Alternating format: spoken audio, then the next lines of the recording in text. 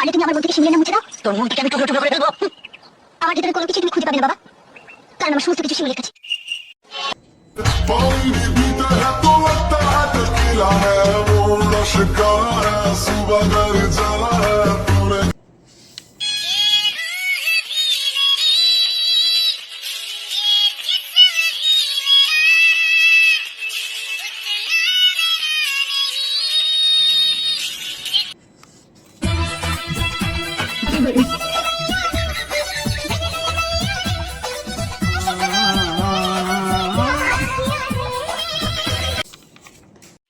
এটি আমার খুবই পছন্দের খাবার।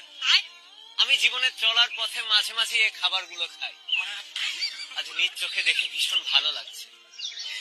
দেখে নরম নরম মনে হচ্ছে, তবে না, বেশ শক্ত আছে, এজন্য হয়তো ব্যথা লাগে।